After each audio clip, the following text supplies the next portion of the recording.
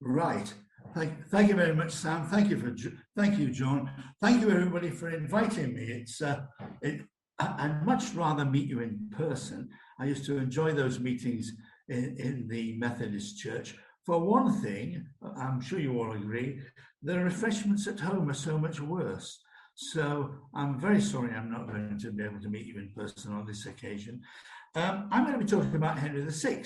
And I think Henry VI, as I'll try to explain to you, should be much better known. He's one of the least well-known kings of England. He's also arguably the worst, but I think nonetheless, by default, is extremely important, and we ought to know, or everybody ought to know more about him. I'll do my best to see if I can persuade you that he's of greater interest than most people have thought to date.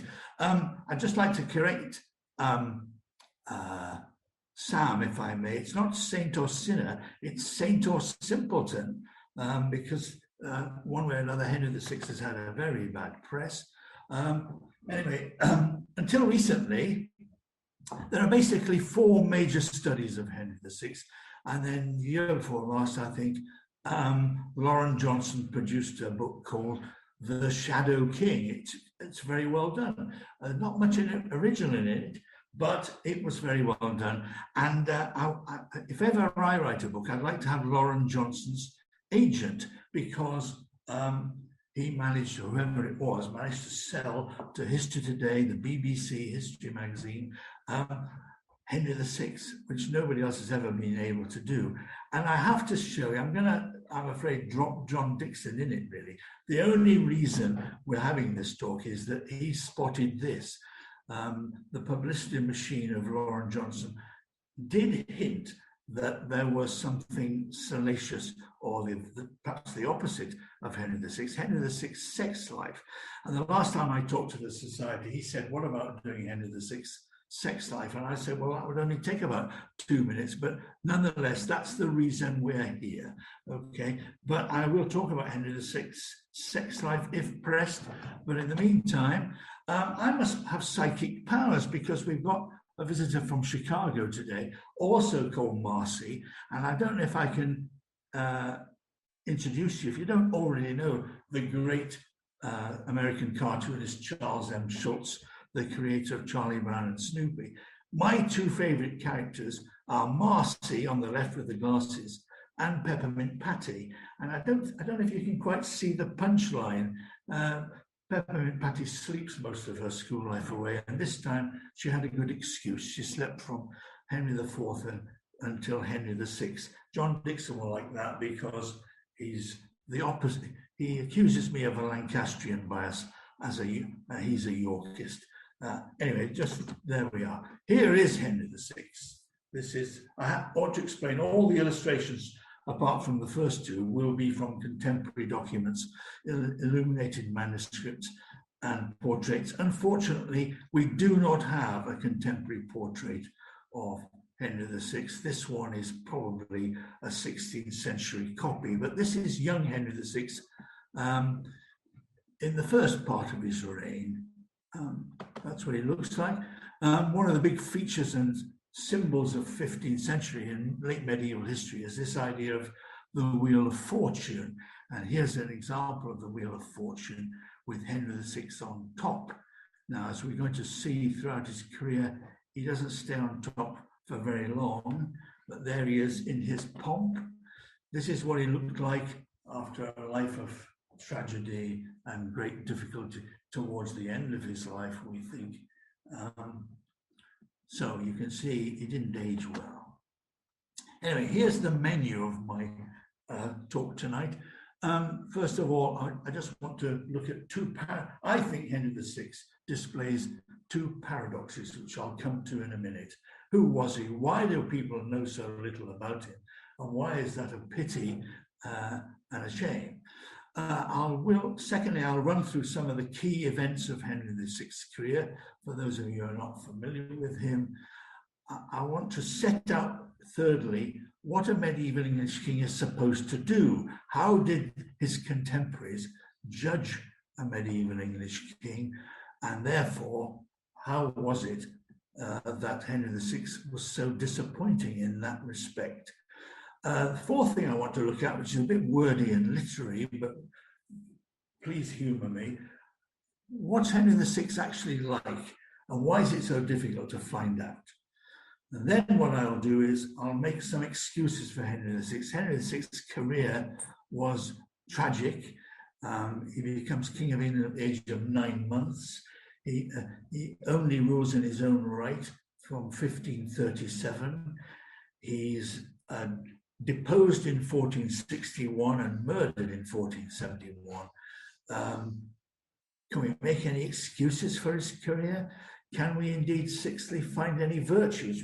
Were there things about Henry VI which are worthy of credit and praise? On the other hand, what criticisms can we make of Henry VI?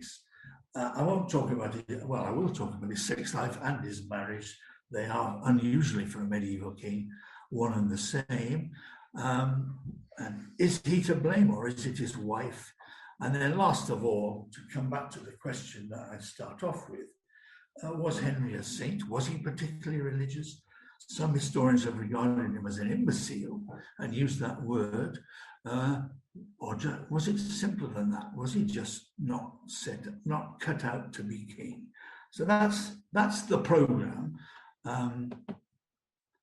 Let me start then. I think there are two difficult things to explain about Henry VI. The first is, why do we know so little about him?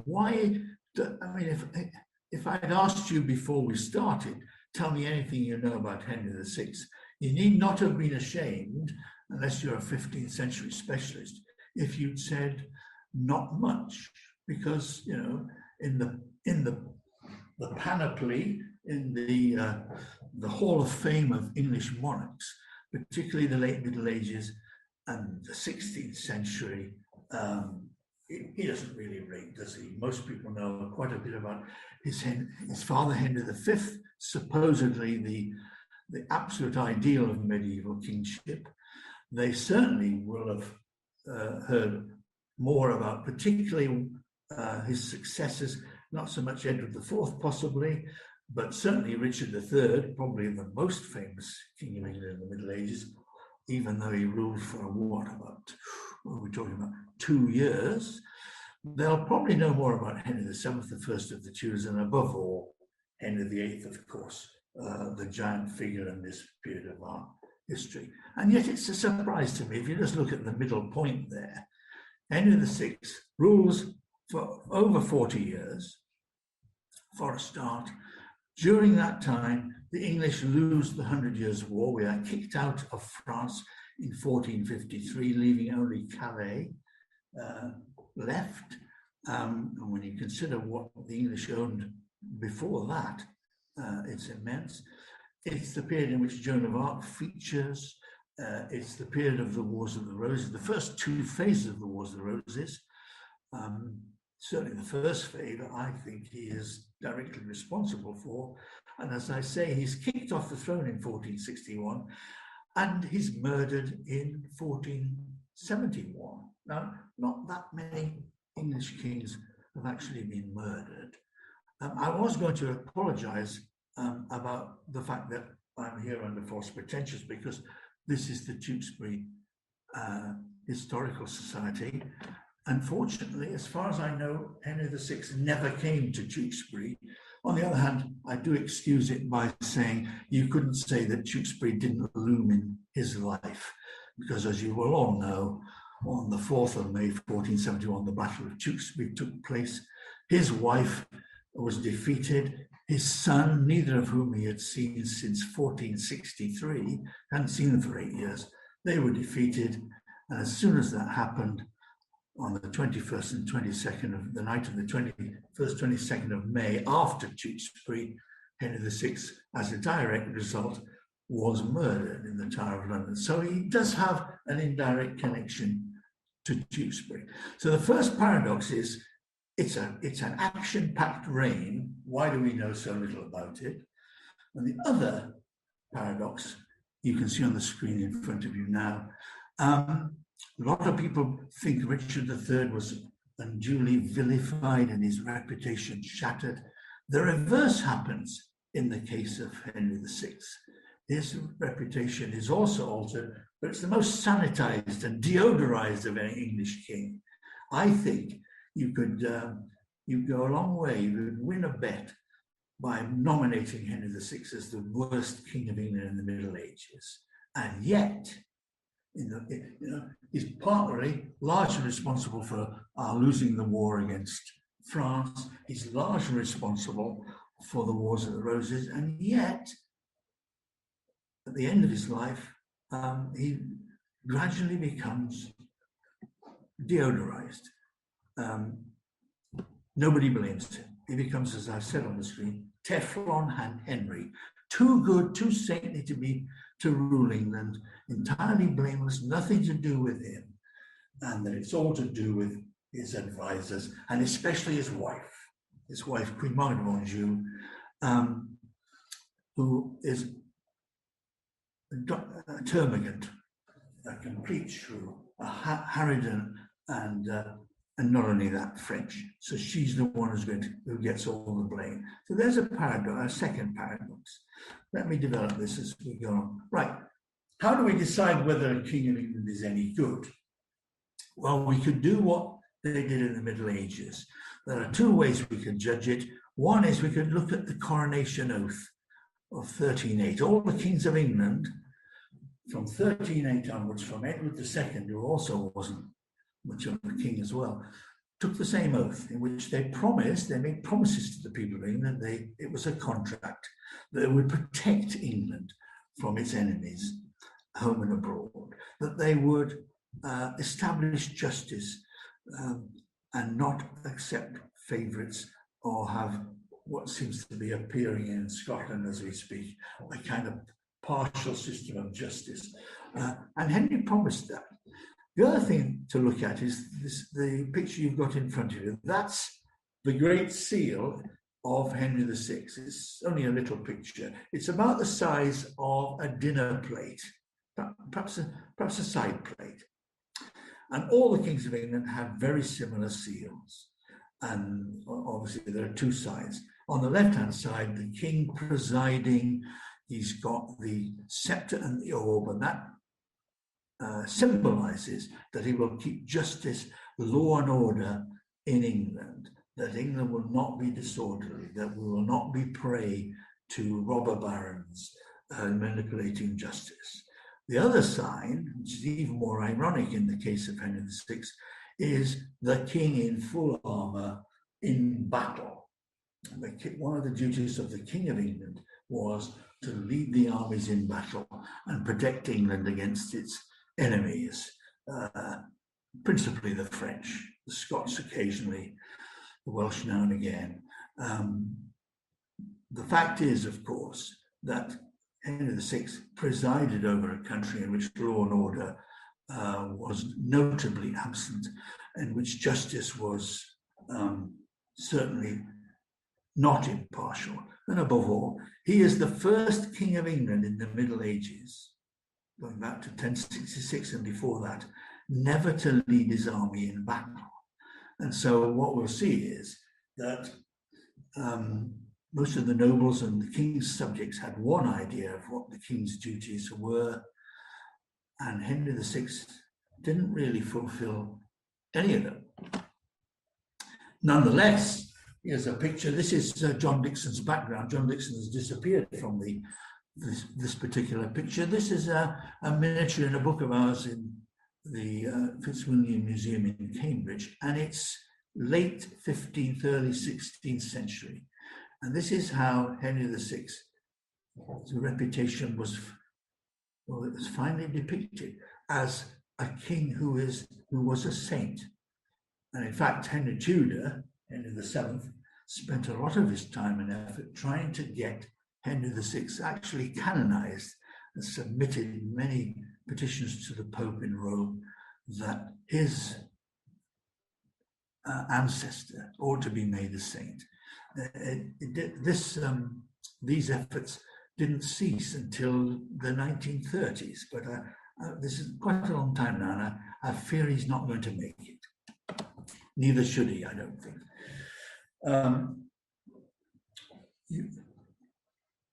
This slide shows you Henry VI background on his mother's side. His father was Henry V, the great warrior king who conquered France, made himself king of France, and passed on the crown of France to his son Henry VI. His mother was Catherine de Valois, the daughter of Charles VI. And Charles VI is the one in the black robe on the right-hand side.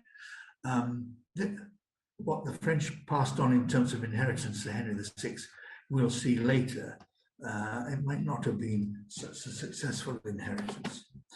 This is a picture from what a manuscript called the Beauchamp pageant.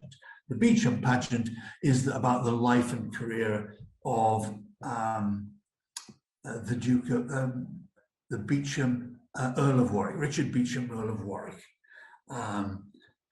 It's a series of pencil sketches, and the reason I include that is that Henry VI's tutor, the man who brought him up and saw that he was educated in kingship and so on, was Richard Beauchamp, Earl of Warwick, the subject of the most magnificent tomb, probably in 15th century England, the one in St. Mary's, Warwick.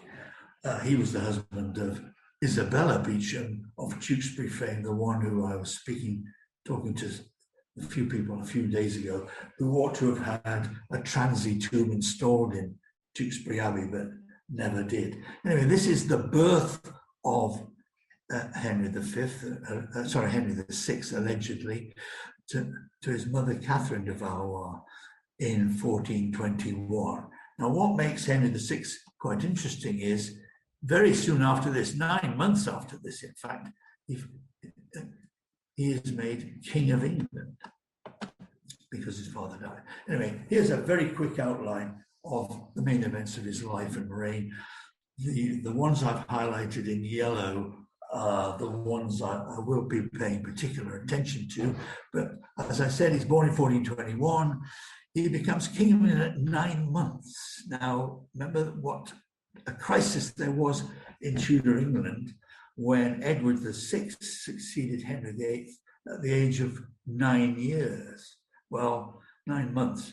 Clearly, there can't be, the king cannot rule at that age, and so there had to be a minority government, which is usually a sign of crisis whenever it occurs in English history. In the meantime, the war against France continues. Henry V dies in 1422, but even so, for the next 13 years or so, the English actually continued to be reasonably successful in France. Unfortunately, as I'll show you later, that doesn't continue. And in 1437, Henry VI's personal rule began. I would like to suggest to you that that's when all the trouble begins. The problems in England are not when there's a regency government. Even in 1554, when the king can't rule for a different reason, that's not when the problems are. It's when he is ruling, that's when you get all the trouble. Anyway, 1445, he actually married Margaret of Anjou, age 15. In 1450, there's a totally disastrous rule in the form of Cade's Revolt. But the key year in this is 1453, when several things happen. One is the English are finally driven out of France totally. They've lost Normandy, Anjou, Maine, Guienne, Gascony, the whole 9 yards.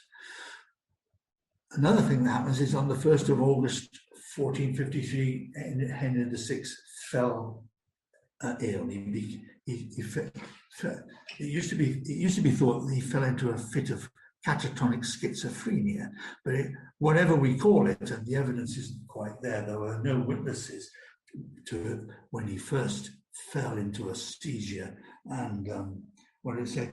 The king was smitten with a frenzy and his wit and reason withdrawn. Now, the problem is that incompetence and insanity lasted from the 1st of August 1453 until Christmas Day, more or less, 1454.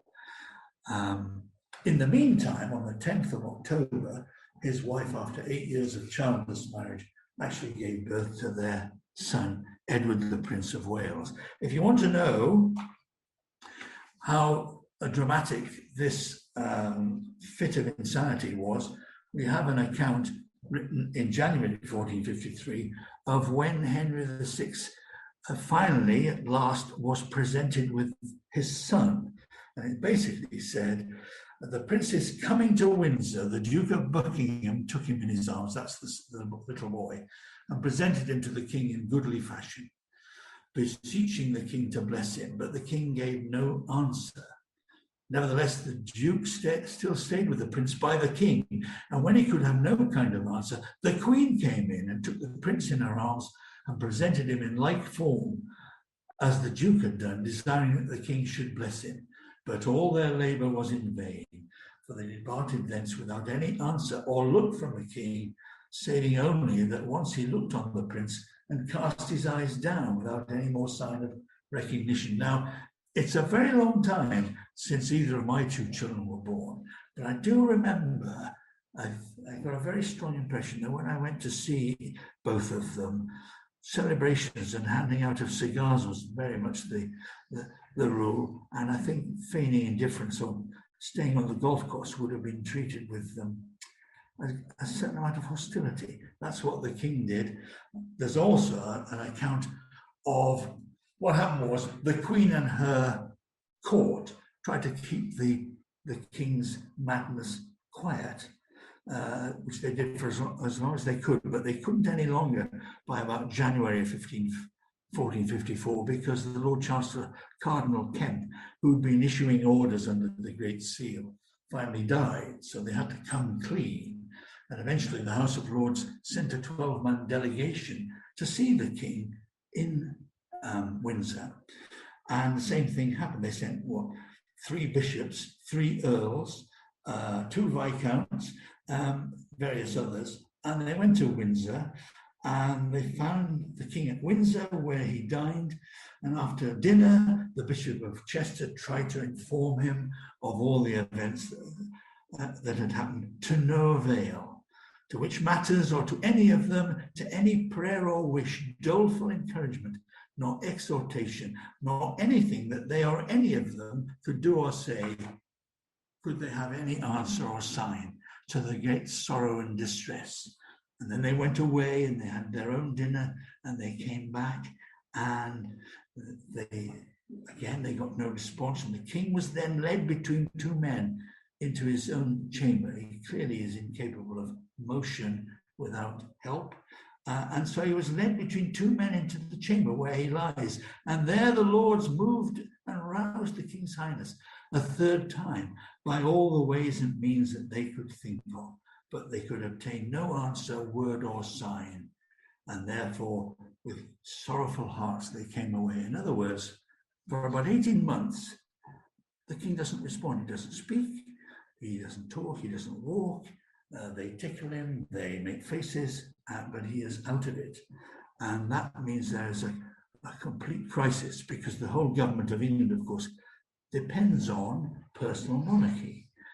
And so another crisis occurs. Anyway, I would argue that isn't the crisis. The crisis is that in December 1454, he comes round.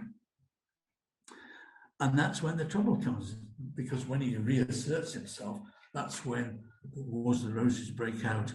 1461, finally, after several battles, which he takes no part at all, he is at the First Battle of St. Albans, where he actually got injured in the neck with an arrow, which might have actually ensured that his recovery from insanity never fully developed. But anyway, he's finally deposed by 18-year-old Edward IV. Anyway, here's some more pictures. This is Charles VI's grandfather. Now, Charles VI, as King of France, was Henry V's main opponent, and he was easy meat because he suffered from prolonged bouts of insanity. Charles VI is the King of France who thought he was made of glass. So he never washed or allowed anybody to touch him because he thought he might break. He killed some of his own servants in a fit of anger. So at least Henry VI didn't. He didn't have the energy. Some people have thought that Henry VI's insanity is inherited from his grandfather, but I'm not sure there's enough evidence to suggest that. I did actually call it the French Revenge at one time, but I'm not sure. Here's some of Henry's problems. This is his father, Henry V. It's not easy, is it, if you're the son of a great king? He never knew his own father, of course, because he was 9 months old when he died. But this is the conqueror of France, Victor d'Agincourt, and so on. Not easy to follow. This is the marriage of his parents in an illuminated manuscript.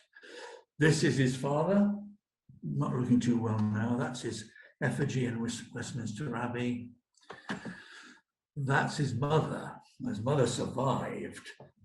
That's not a flattering picture either. I think that's from the wooden effigy that was displayed at her funeral when she died, I think in 1437. She, of course, is a spare part after the death of her husband. It's a bit embarrassing. What do you do with the Dowager Queen, who's no longer of any diplomatic value? Well, you put her in the country and try to save as much money as possible. And it's no wonder that, therefore, on a dark winter's evening, she and one of her servants, handsome Welshman, Owen Tudor, got together. And so Henry VI had two half-brothers who, of course, become the ancestors of Henry VII. This is Henry VI's tutor, the great Earl of Warwick, a great military hero, who was his tutor from 1429 until he came of age in 1437. This is the effigy in St Mary's Church, Warwick, I alluded to before. Anyway, carrying on his career, I've missed out the decade between 1461 and 1470. What happens is, of course, the Yorkists completely defeat the House of Lancaster at the Battle of Towton in 1461, and for 9 years, the Lancastrians are refugees.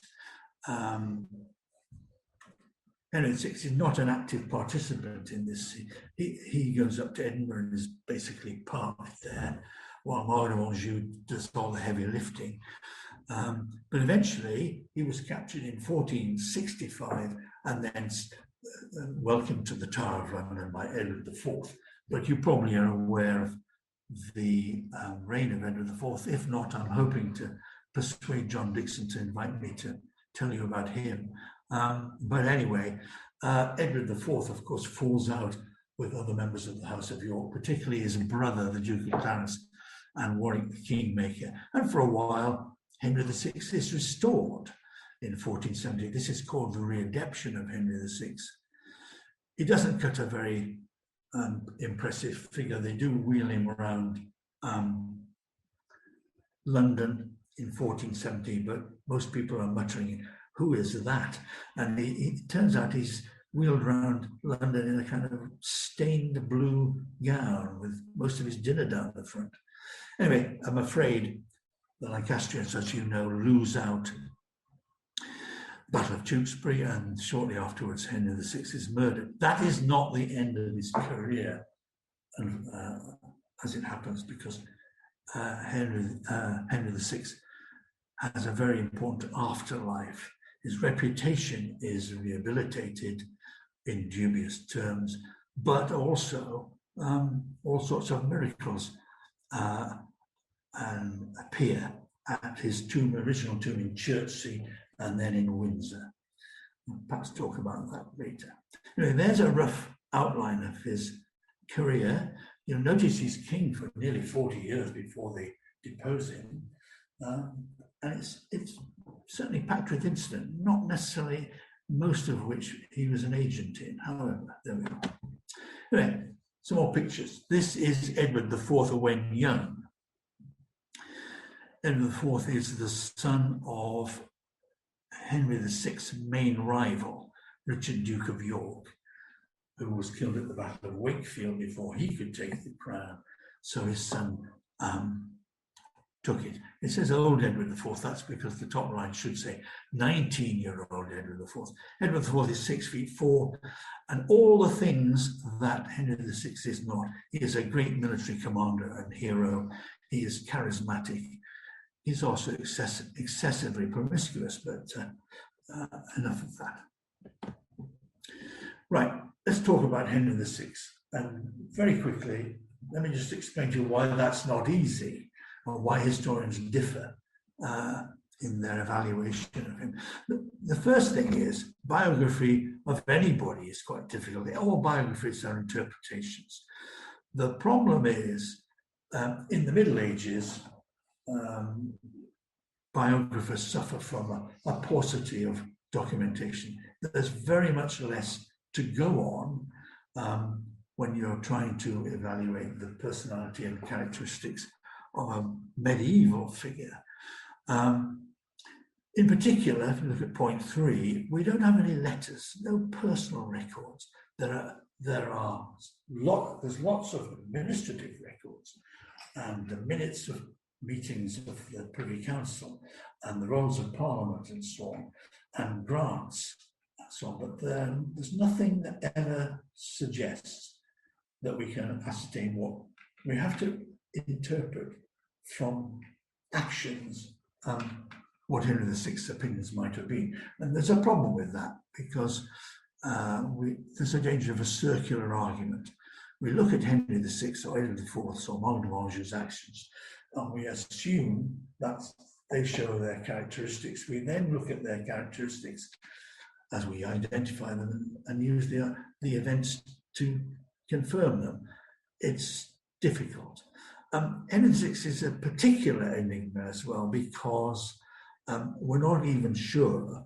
Henry VI did not particularly like being king, or at least he did not like the work of being king.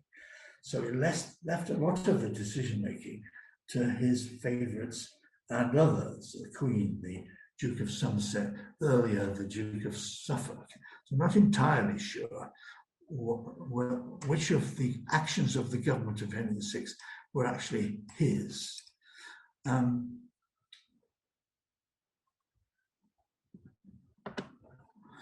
only that, as I'll show you in a minute, a lot of the evidence we do have is unreliable. The chronicle evidence, the literary evidence, it all depends when it was written as to how much truth it contains or how valid the comments are. And for instance, if it's written before 1461, when Henry VI is still king, it's going to be entirely different from if it's written after 1461. This is a constant problem in the 15th century. If you're writing about Richard III, for example, anything written after 1485 has to be examined with considerable caution. In the case of Henry VI, anything after 1461 and so on, there's a whole range of evidence called the Ancient Indictments in the National Archives in Kew. These are where you get little rumours, people being put on trial for things they've said.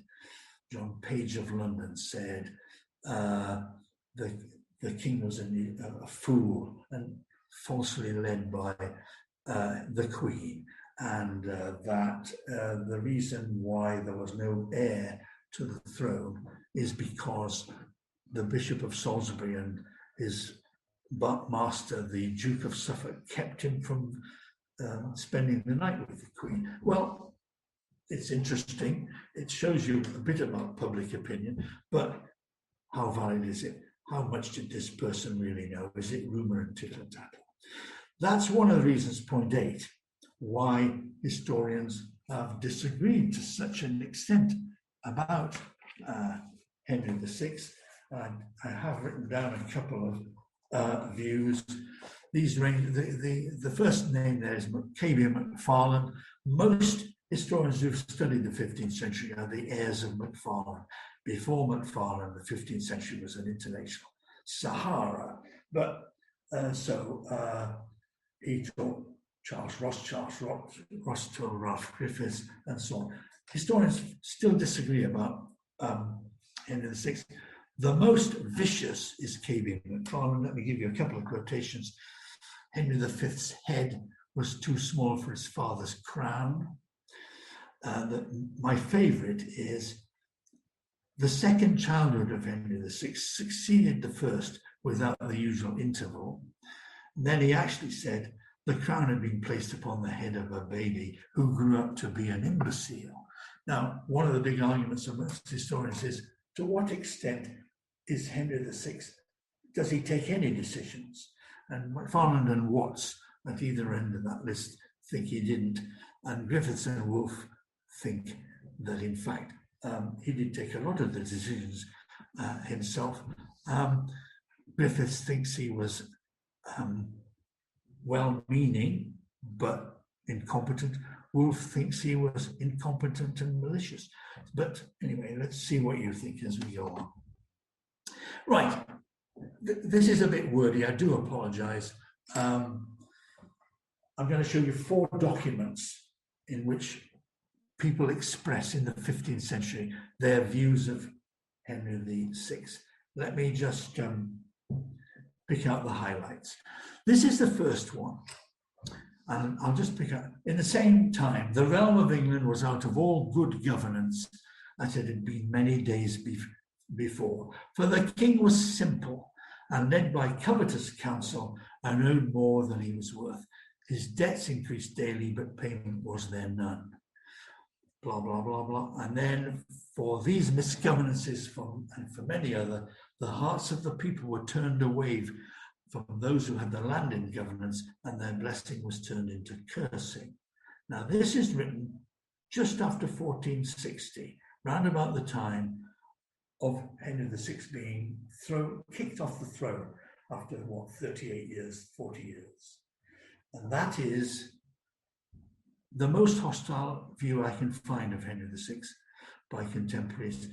And the reason it's the most hostile is the Yorkists have just kicked him off the throne. They're trying to justify this usurpation of the crown, and therefore the most hostile. Okay, this is what I mean about what date is this opinion expressed. There's a second one. When you look at the bottom in yellow, this is 1474. Now, those of you good at maths will now realize Henry is dead. He'd been killed after the Battle of Tewkesbury. The Lancastrian cause is utterly destroyed, and therefore, perhaps we can soften our hostility to Henry VI. And so if you just notice this one, mischievous people that were about the king. Mischievous in the 15th century doesn't mean trivially bad, it means evil and wicked, in fact. Mischievous people that were about the king were so covetous towards themselves, etc. King Harry trusted that they should rule properly, but they fooled him. And if you look at the last line, the people grudged against him because of his false lords and never of him. So we've got a slight softening of the hostility towards Henry VI. By this time, he'd been dead 3 years.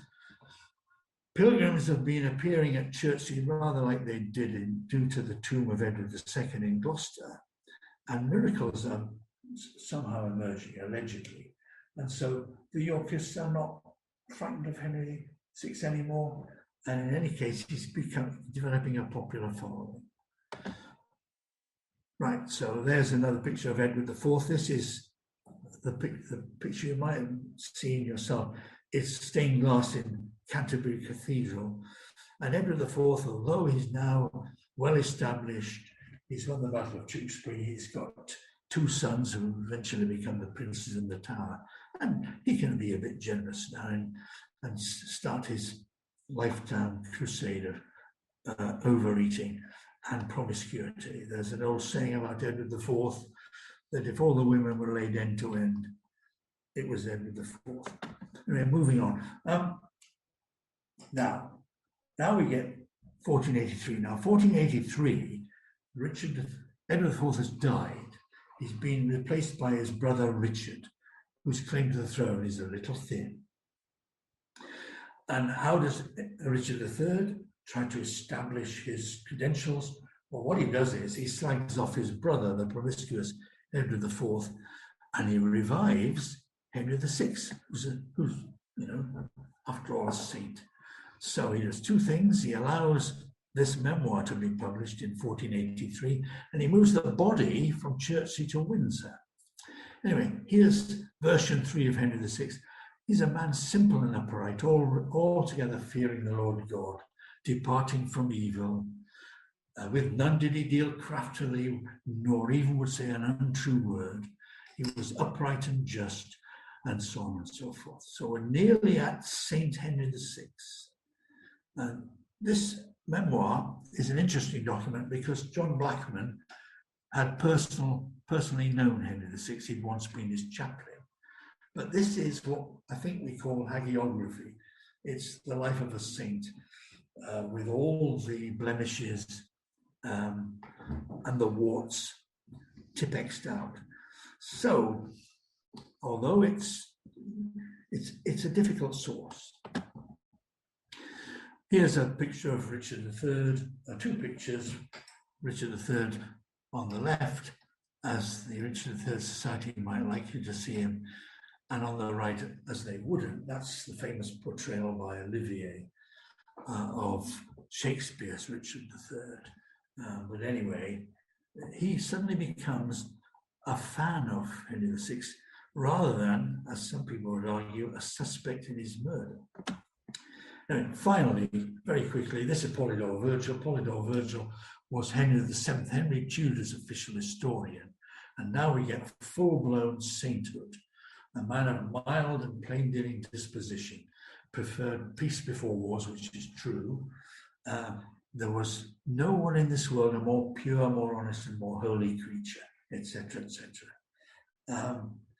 And we get acknowledgement there are miracles. So this is the final version, which I think survived from 1517 to about 1937. So Henry, Teflon Henry, too saintly to rule. But my argument is it's very dubious. Right, I'm going to crack on. I'm going to try and defend Henry VI now.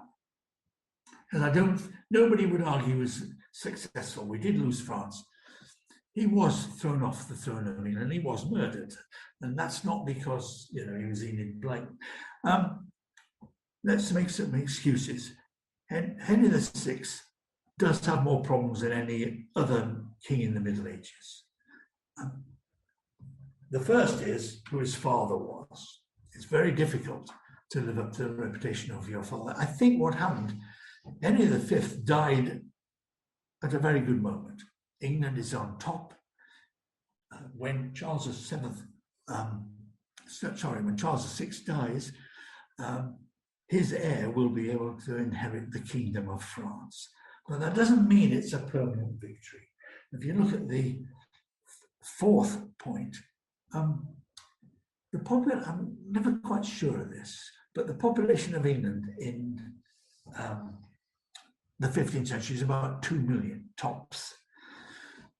And the population of France, I think, might be, I'd have to check this, but I think it might be 15 million. The idea that England's victory over France is permanent is nonsense. It was only temporary. Luckily, when Henry V invaded France, their king was insane and incapable. They were overconfident. And in any case, we had the priceless advantage of Burgundy on our side. Now, Burgundy doesn't exist anymore except as a province of France. But at one time, it was a massive power in Europe in the 15th century. For instance, it went from the Low Countries, what we would call Holland and Belgium, part of West Germany and the whole of eastern France. They were the younger cousins of the kings of France, and they fell out. And so when England was successful, they had certain advantages. One is Henry V was a military genius.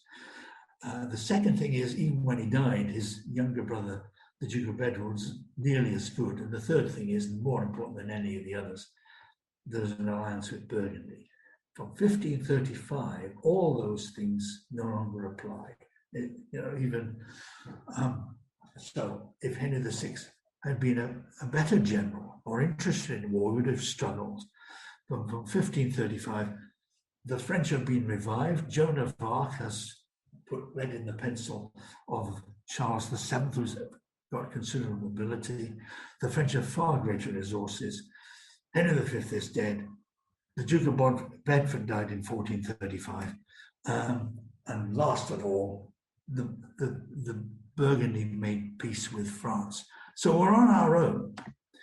The trouble is, if you're in charge, it's a bit like being the manager of a football club. It doesn't matter, why you get relegated. You're the one who takes the can back, and that's what's going to happen to Henry VI. A couple of pictures. There's the Duke of Bedford, the king's uncle, on the left. He dies in 1435. That makes it very much more difficult to hold on to France. That's the Duke of Burgundy. He abandons this in 1435. There's the only picture on the left. That's the only picture from life of Joan of Arc. It's drawn by a clerk in the court at the trial. So it's not a very good likeness. That's Charles VII. Now, history has reversed itself. Henry V beat Charles VI because England had a very effective king and France didn't. And now Charles VII is a very effective king and Henry VI isn't. So it's no wonder that eventually the English are going to be kicked out of France. Anyway, it's a real problem for Henry VI, not his making. Right, next, if you look in yellow, on the other hand, Henry didn't help himself. He's the only king, or the first medieval king, never to lead his troops in battle. As I said, he was at the Battle of St. Albans in 1455, where they parked him in a tent. And unluckily, he was hit in the neck by an arrow, but he wasn't leading the troops. He never led the troops in battle, and that wasn't understood by his peers, the military nobility. It's also worth pointing out that when the English get kicked out of France, some of the most important people in England lose enormous amounts of power, prestige, and wealth. And they argue that it's the king's fault. He hasn't lived up to his coronation oath. At the bottom, something else to mention about Henry VI, he had no experience of kingship at all. Most kings of England serve an apprenticeship. They are brought up, they study GCSE, GMBQ, kingship and statecraft by people appointed by his father, the king. Henry became king at the age of 9 months. They did their best to educate him, but he never ever met another English king until he met Edward IV in 1470. So he knew nothing about it. In addition, it's not only that, he's actually got double the dose. He's crowned king of France in 1429. He's supposed to be ruling France as well. He only went to France once, aged 8. I don't want to pretend I'm an amateur psychologist, but some people would point out his personal upbringing caused him to be dependent on others and to. His father died, as you know, when he's 9 months old. He's not brought up by his mother. We can't let the heir to the throne be brought up by a French woman, after all. So he's emotionally starved. He's dependent on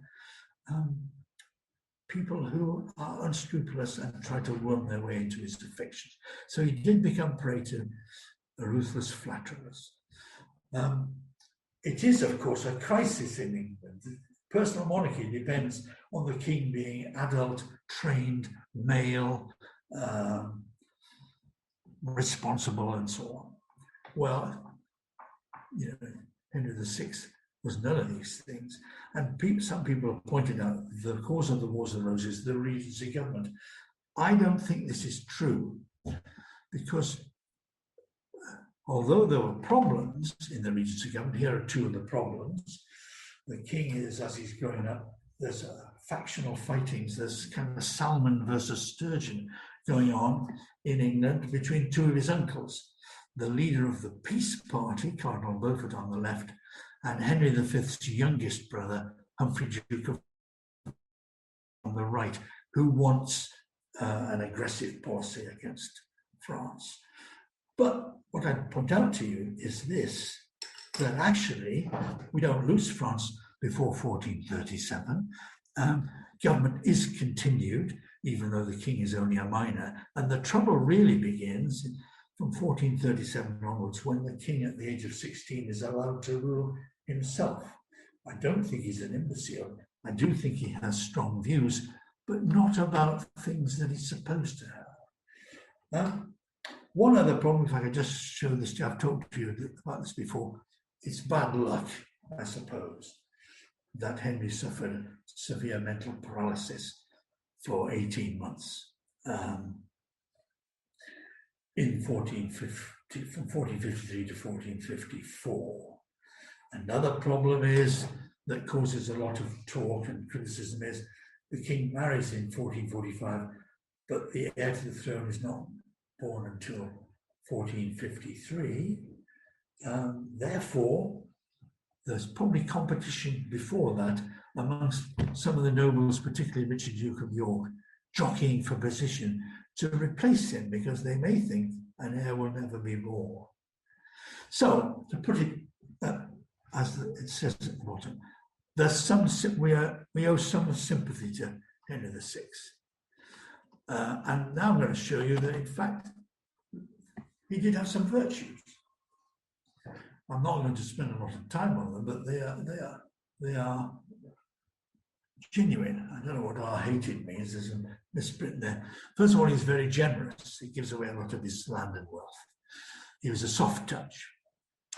The second thing is, one thing we do know about him is he wanted a just peace with France. He did not like war.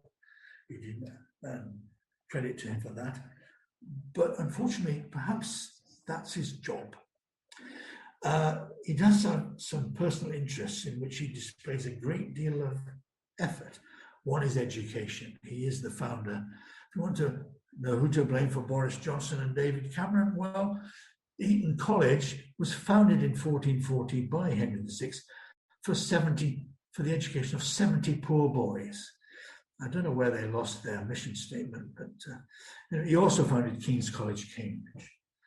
But I'm arguing that these are fine. They're virtues in a private citizen.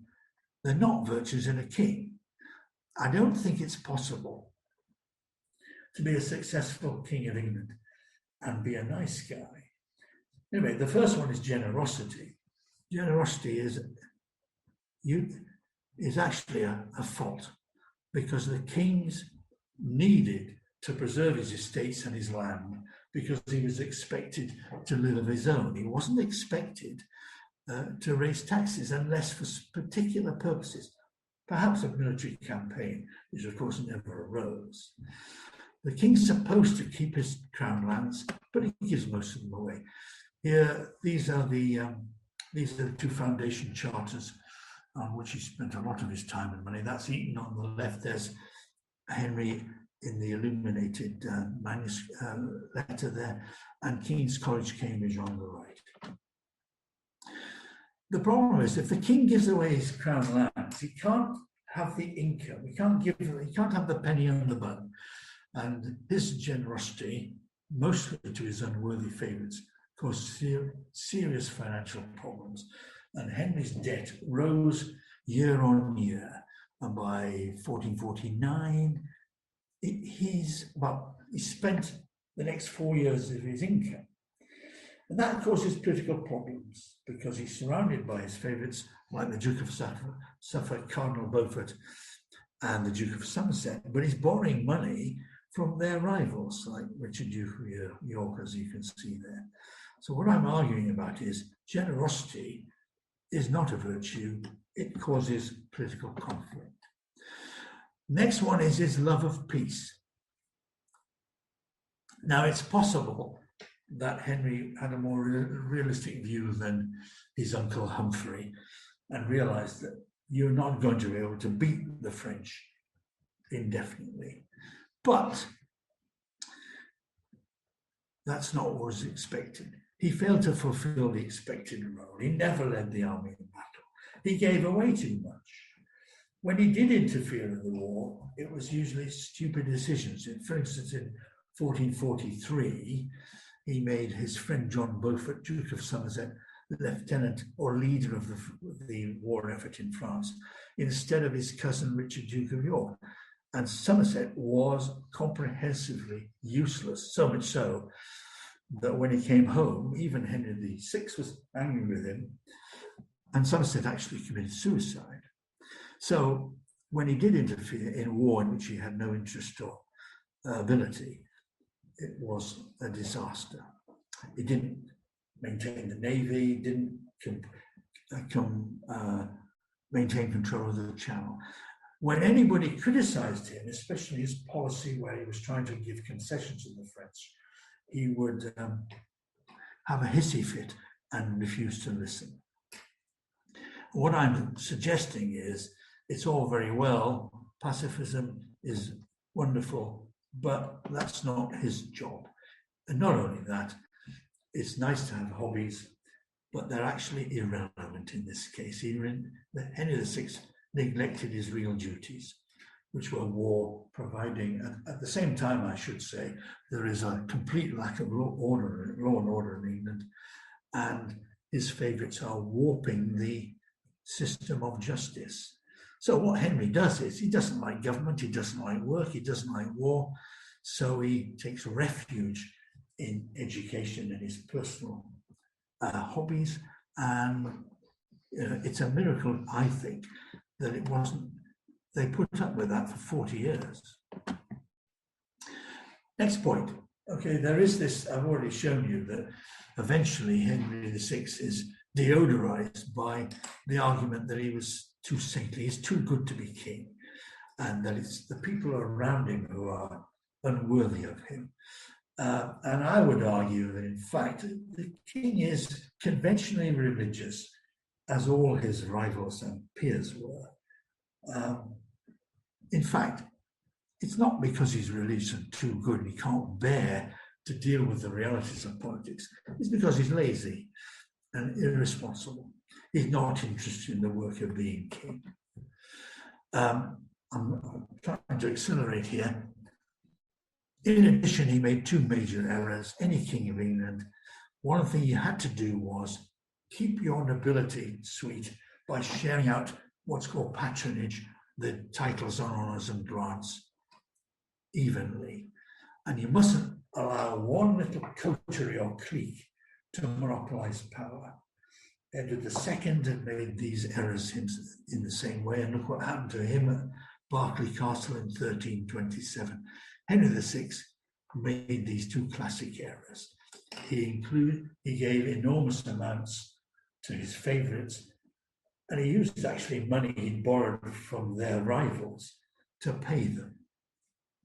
Eventually, by 1460, after he's been king for 38 years, Richard, Duke of York, finally, he didn't do this until then, after several attempts at reform, claimed the crown. Who are we going to blame? Well, this is a picture of Queen Maud of Anjou. Some of you may have seen it before. This is from her prayer roll, which is in the Bodleian Library in Oxford. So later on, she's the one who shares the blame, whereas in fact, the reason she became active in politics from 1453 after the birth of their son was because he was totally absent for 18 months, of course, because he was actually insane, and then after that, because he was inadequate. There's some of the great figures of English history, we just do not know what they look like. Richard, Duke of York, might have replaced Henry VI as king until he was killed at Wakefield. We've only got 2 pictures of him. They're both in stained glass. One is actually the one in Cirencester, the other's in Cambridge. Warwick the Kingmaker, the same. We don't know what he looked like. This is the best likeness we've got of him. But as you can see, Edward IV ends up on top. Here's another wheel of fortune. Henry VI is being trampled below that wheel, and Edward IV has won the crown, which he holds until 1483. Here's 2 miniatures some of you will have seen of the battle. This is from the shorter version of what's called the Arrival, the Ghent manuscript on the left and the Besançon one on the right. This is the Battle of Tewkesbury, where Henry VI's hopes are finally damaged. Henry VI's afterlife. Now, Henry VI is very important for what happens after he's dead, where his frailties and incompetence is forgotten. He's moved to Windsor, St. George's Chapel, Windsor in 1483. There's his tomb. At one time they were going to construct a more elaborate one. It never was built. And that is the, what would you call the collecting box? That's where the pilgrims put all their money. There's an unseemly struggle between the Abbey of Chertsey and Windsor about who gets the stiff, because it brought with it hundreds and thousands of pilgrims over the years, and they paid money. And we know that there were about 450 claims of massive recovery because of the intercession of Saint Henry.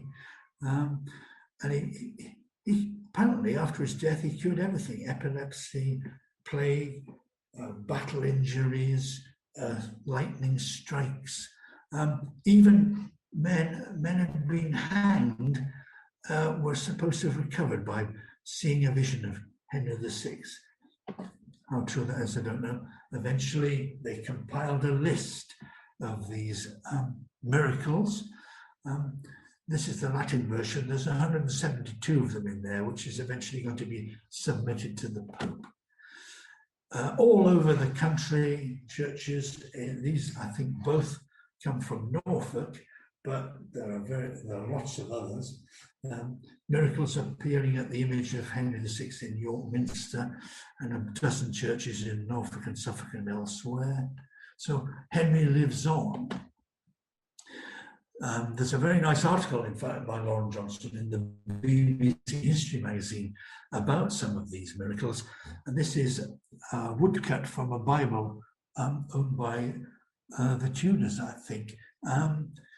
Henry's head has been lost, but you see these 2 with halters here. This is a woman who's supposed to slit her throat after being accused of theft by her master, who somehow 8 days later recovered because of Henry VI. As an example of a man who choked swallowing a medallion representing Thomas Becket in Canterbury. So as he was dying, he prayed to Thomas Becket. It didn't work, so he prayed to Henry VI and made a full recovery. Henry VI lives on as well because he's in the 3 first plays written by Shakespeare in 1591. That's David Warner on the left in the role of Henry VI, and that's Peggy Ashcroft as Queen Margaret. Anyway, just give me 2 minutes and I'll finish off. Let's evaluate Henry. Remember, I asked the question, is he a saint? Is he a simpleton? How do we decide? Well, we've seen that what the king is expected to do. Did Henry do it? I've given you some excuses for Henry VI. I've suggested he does have personal qualities. Was he too good to rule? Was he a saint? His reign undoubtedly was a disaster. Here's the last slide.